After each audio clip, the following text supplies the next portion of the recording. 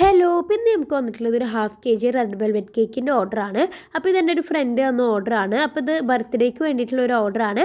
അപ്പോൾ ഇതെന്ന് പറയുമ്പോൾ ഞാൻ 1 മണിക്കൂറോളം ഞാൻ ഫ്രിഡ്ജിൽ ക്രം കോട്ട് ചെയ്ത് വെച്ചിട്ടുണ്ടായിരുന്നു ഐസിങ് ചെയ്യാൻ വേണ്ടിയിട്ട്.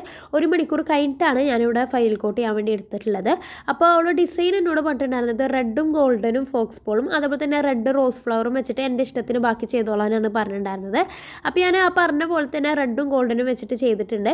ഇങ്ങനെ ഫിനിഷ് ചെയ്യാൻ വെക്കുമ്പോൾ ആ സൈഡ് ഭാഗം ഒന്ന് കംപ്ലീറ്റ് ആവാത്ത പോലെ എനിക്ക് ഫീൽ ചെയ്തുകൊണ്ട് ഞാൻ വിചാരിച്ചു സൈഡിൽ റെഡ് കളറിൽ ഡ്രിപ്പിംഗ് എഫക്റ്റ് കൊടുത്തിട്ട് ചെയ്യാമെന്ന് വിചാരിച്ചു, ഒരു സൈഡിൽ മാത്രമായിട്ട്.